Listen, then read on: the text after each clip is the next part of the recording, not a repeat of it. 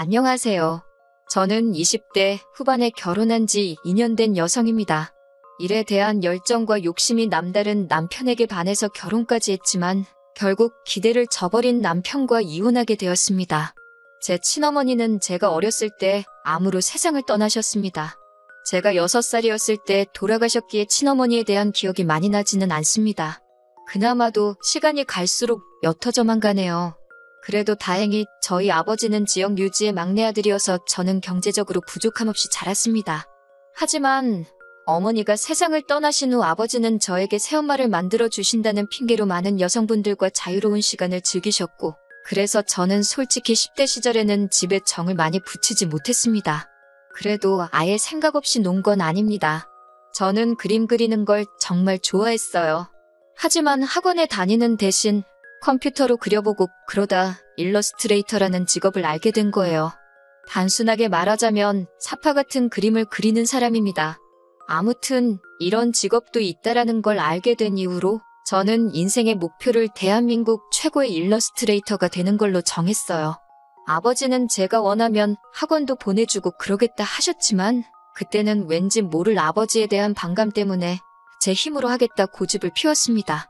그래서 기초적인 건 책과 인터넷으로 독학을 했고요. 틈틈이 아르바이트를 해서 모은 돈으로 그 이후에 학원을 다니기 시작했습니다. 그리고 남들이 대학에 갈 때 저는 작은 회사에 들어가 실무를 배우기 시작했어요. 그러니까 지금까지 10년 가까운 세월을 오로지 한 일에만 투자한 셈입니다. 낙수물에 바위를 깬다고 하잖아요. 아직 갈 길이 멀긴 하지만 그래도 그 사이에 그림 에세이도 한 권 출판하고 나름 경력이 쌓여갔습니다. 그렇게 일을 해오던 와중에 지금의 남편을 만나게 되었어요. 당시 남편은 제 에세이 출판을 도와주던 회사의 직원이었습니다. 처음에는 일 문제로 몇 번 연락을 주고받다가 연인 사이로 발전하게 되었습니다. 남편과 이야기를 하다 보면 말도 잘 통하고 재미있어서 시간 가는 줄 모르겠더라고요. 무엇보다 남편은 또래 남자들에 비해 꿈이 있고 욕심도 많은 사람이었습니다. 언제든지 목표를 향해 달릴 준비가 되어 있는 사람처럼 말이에요. 그래서 언젠가 이 사람 큰 인물이 되지 않을까라는 기대를 하게 되었습니다. 그리고 1년 반 정도 연애를 하던 중 제 생일이었어요. 남편은 저에게 자기와 결혼해 주지 않겠냐며 프로포즈를 해왔습니다. 저는 기쁜 마음으로 그러겠다 했고요. 20대가 되고 제 일을 하면서 당시 저는 친정아버지와의 관계도 많이 회복한 상황이었습니다. 아버지는 재혼은 하지 않으셨고 여러 여성분들과 어울리는 것도 그만두셨거든요. 당신은 제가 그걸 다 알고 있다고는 생각하지 못했다며 의도치 않게 저에게 상처를 줘서 미안하다 하셨습니다. 그 이후로는 아버지는 아버지 사업에 몰두하셨고 늘 저에게 응원과 물질적 지원을 해주셨습니다. 그런 아버지에게 처음으로 남편을 소개시킨 날이었습니다. 제가 어떤 사람 같냐고 묻자 아버진 영 탐탁지 않아 하셨습니다. 사람이 욕심은 많은데 구체적인 계획이 없는 것 같다면서 시간을 갖고 천천히 좀 더 알아가는 게 좋지 않겠냐고 조심스럽게 권하시더라고요. 늘 저에게 딸의 결정이라면 묻지도 따지지도 않고 믿는다고 하셨던 분인데 반대를 하시니 당황스러웠습니다. 돌이켜보니 연륜이란 거 정말 무시할 게 못 되는 것 같습니다. 아버지의 반대에도 무릅쓰고 저희는 결혼식을 올렸습니다. 시댁에서는 저를 무척 마음에 들어 하셨거든요. 사실 제 마음속에서는 친정어머니가 안 계시단 사실 때문에 결혼을 반대하시면 어쩌나 하는 걱정과 우려가 있었는데 시댁에서 그 점은 괜찮다 해주셔서 너무 감사했습니다. 시댁에서는 저에게 그저 남편하고 사이좋게 지내고 서로 잘 도와주고 그렇게만 살라고 하시더군요. 저는 그때 시어머니의 속뜻을 정확히 파악하지 못하곤 그러겠다 약속드렸습니다. 결혼식을 올리고 처음 몇 달은 즐겁게 지냈습니다. 평일에는 각자 회사 생활하고 주말에는 외곽으로 놀러 다니면서 말 그대로 신혼생활을 만끽했습니다. 하지만 몇 달 뒤 저는 회사 사정으로 인해 회사를 나와야만 했습니다. 어차피 언젠간 프리랜서로 활동하려는 생각이었기 때문에 크게 당황하지는 않았습니다. 하지만 남편은 그런 속사정을 모르다 보니 굉장히 당황한 눈치였어요. 자기가 앞으로 외벌이를 해야 하냐 묻는 말에 저는 처음에 남편이 장난치는 줄 알고 우리 남편 고생하겠네, 어쩌지 라고 농담하듯 장단을 맞춰주었어요. 그런데 남편은 정말 안색이 안 좋아지더니 자기가 외벌이를 하게 될 줄은 몰랐다고 말을 하더라고요. 그러면서 당장 돈 필요하게 되면 장인어른한테 받아서라도 생활해야겠다는 말을 하더라고요. 곧 죽어도 자기를 믿어달라는 말보다 외벌이를 하게 된 게 낭패라는 듯이 말하니 살짝 빈정이 상했습니다. 이대로 대화를 계속하다간 상황이 악화되고 둘 다 기분이 나빠질 수 있겠다 싶었습니다. 그래서 걱정하지 말라고, 모아놓은 돈도 있고 바로 수입이 끊어질 것도 아니라고요. 그러자 안심했다는 듯 숨을 내쉬고는 자기는 아무리 결혼한 사이여도 한쪽이 다른 한쪽에 기대는 건 매너가 아닌 것 같다고 하더라고요. 그러면서 남편은 각자 꿈을 위해 응원을 해주는 건 당연하지만 희생은 하지 말자고 선을 그었습니다. 왠지 모르게 서운한 마음이 들었지만 틀린 말은 아니었기에 알겠다고 했어요. 그 이후로 제 프리랜서 생활은 기대 이상으로 잘 되어갔습니다. 그래도 살면서 그동안 주변과 좋은 인간관계를 맺어온 덕분인지 아름아름 일감이 계속해서 들어오더라고요. 프리랜서 생활을 1년 이상 이어지면서 이런저런 수입을 다 합치니 회사를 다닐 때보다 3배 가까이 벌게 되었더라고요. 그동안에는 사실 언제든 이 일들이 끊어질지도 모른다는 불안감에 남편에게 정확히 제가 얼마 벌고 있는지 말한 적이 없어요. 하지만 이 정도 되니까 어느 정도는 안정적인 수입이라는 자신이 생기더라고요. 그래서 돌아온 남편 생일에 그동안 남편이 가지고 싶어 했던 제법 비싼 컴퓨터를 선물해 주었습니다. 그러자 남편은 이거 비싼데 너무 고맙다며 무리한 거 아니냐고 걱정을 하더라고요. 그래서 제가 사실 이렇게 되어서 나 이 정도 벌고 있어라고 소식을 알렸어요. 그러자 남편은 진짜 잘 됐다면서 진심으로 축하해 주었어요. 그리고 며칠 뒤 생각지도 못한 이야기를 남편이 꺼냈습니다. 남편이 저에게 회사를 그만뒀다고 하더라고요. 왜? 그동안 회사 생활 잘 맞는다고 그랬잖아. 곧 승진도 할 것 같다더니 갑자기 왜 관뒀어? 라고 물었어요. 아니, 뭐 자기도 잘 벌고 이제 나도 내 꿈을 찾아보려고 그러는 거예요. 그래서 자기 꿈이 뭐냐 물어보니 이제는 자기가 사장인 사업을 해보고 싶다며 게임방을 이야기하더라고요. 그래서 제가 게임방 옛날부터 있던 거지 않냐고, 그게 당신이 생각한 사업 아이템이냐고 물었습니다. 그러자 남편은 나 같은 사람이 남들 하는 대로 똑같이 하겠냐고, 자기가 건드리면 분명 남들과는 달라서 금방 대박이 날 거라고 하더라고요. 뭐 저렇게 자신 있는 모습을 보이기도 하고, 그래서 사업 자금이나 좀 더 구체적인 계획에 대해서 어떻게 할 건지 물어봤어요. 그러니 남편은 계획은 이제 세우기 시작해야지 않겠냐며 저보고 도와줄 거지? 하면서 물어보더라고요. 제가 도와줄 수 있는 선에서는 다 도와주겠는데 구체적인 계획은 자기가 세워야겠지 않냐 물어보니 대뜸 저한테 일단 사업도 돈이 있어야 시작하는 거니 저더러 3억 정도 모아놓은 돈이 있냐고 물어보더라고요. 생활비를 각자 부담하고 통장은 따로 관리하기는 했는데 3억이라는 금액이 그렇게 쉽게 모이는 돈이 아니란 걸 알고 있을 텐데도 저한테 그런 큰 돈이 있냐고 물어보니 조금 당황스러웠습니다. 그런 큰 돈이 왜 필요하냐 물었더니 돈이 있어야지 사업을 시작하지 않겠냐고 물어보더라고요. 자기는 모아놓은 돈이 없냐 물으니 한 달에 400 벌어서 생활비 내고 부모님 드리고 내 용돈 하면 뭐가 남겠냐고 하는 거예요. 당장 모아놓은 돈이 없는데 생각 없이 회사를 그만두면 어떡하냐고 따지니 남편이 저보고 자기 월급 보고 결혼한 거냐고 진지한 표정으로 물어보는 거예요. 와이프가 능력이 있고 자기가 꿈이 있는데 사랑하는 사이면 응원을 해준 게 마땅한 일 아니냐면서요. 어이가 없어서 무슨 자기가 재벌집 아들도 아니고 내가 네 돈을 보고 결혼했겠냐고 말 조심하라고 한마디 했어요. 그러니 남편이 그제서야 본심을 말하더군요. 치사하게 굴지 말고 자기한테 투자를 해보라고요. 계획도 없고 아이템도 기존에 있는 사업에 뭘 믿고 제가 투자를 하겠어요? 그래서 저는 투자할 생각이 없다고 말했습니다.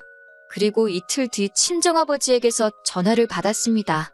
제가 전화를 받기가 무섭게 친정아버지는 저더러 당장 이혼하라고 그러셨어요.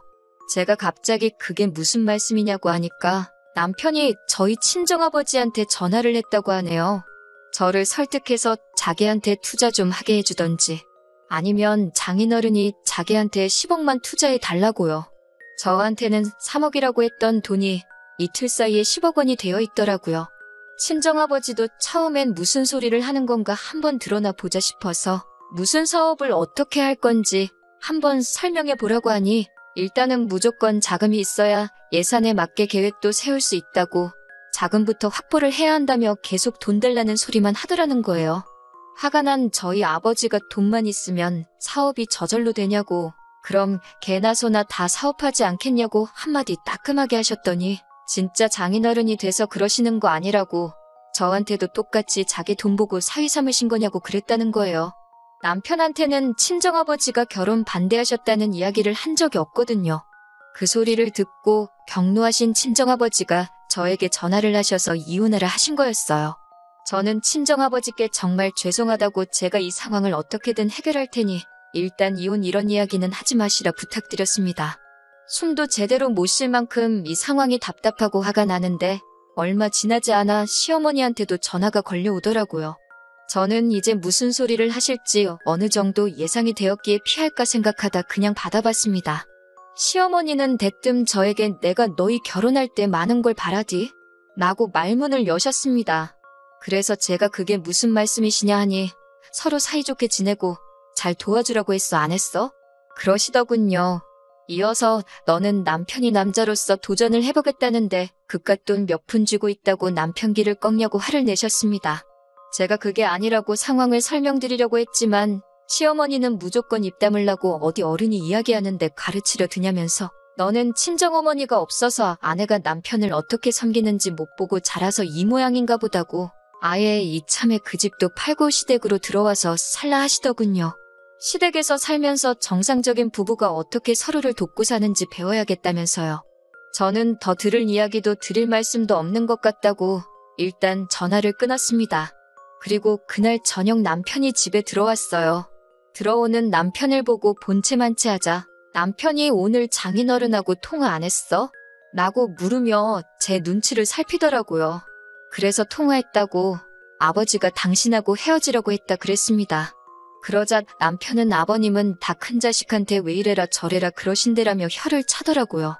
그래서 제가 어디 감히 우리 아빠 얘기를 하는데 니깎게 혀를 차냐고 제가 소리를 질렀습니다. 그러자 남편이 흠칫 놀라더니 너 말을 그따위로밖에 못하냐 이러는 거예요.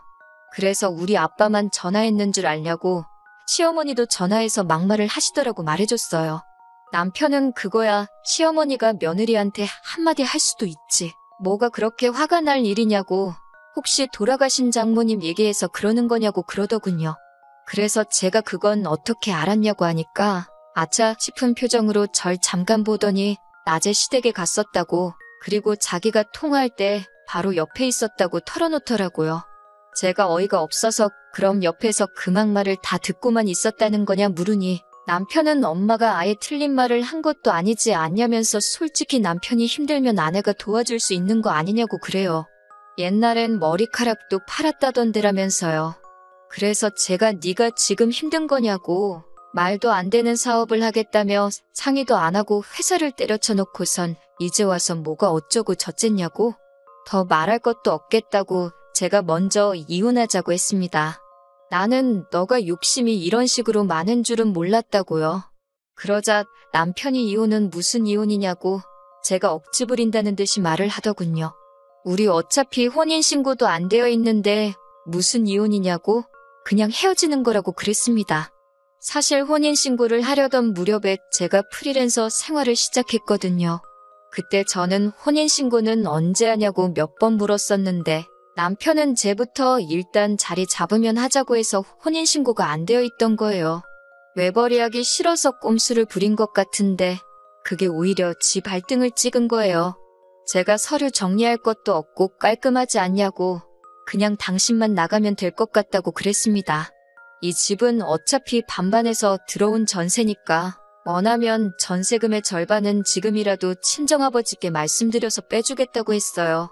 그제서야 남편도 자기가 큰 실수를 했다는 걸 깨달았는지 왜 그러냐고 알겠다고 자기가 제대로 된 사업계획서를 작성해오겠다며 저더러 너무 극단적이라고 투덜거리더군요.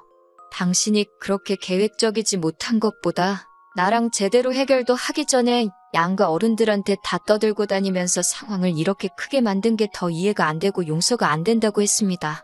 남편은 이 집에선 절대 자긴 못 나간다고 하길래 그럼 내가 나간다 하고 짐 챙겨 나왔어요.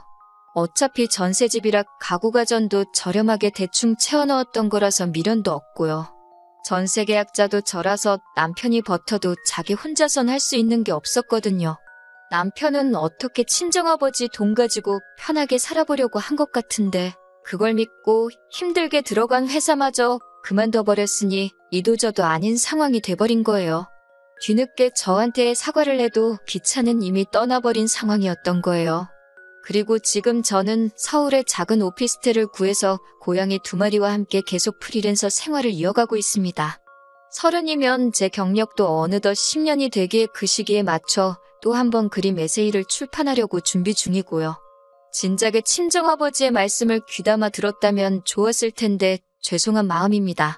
그래도 지금이라도 다시 제자리로 돌아올 수 있었다는 사실에 감사할 뿐이에요. 언젠가 기회가 되면 제가 만든 작품들을 소개해드리고 싶네요. 들어주셔서 감사합니다.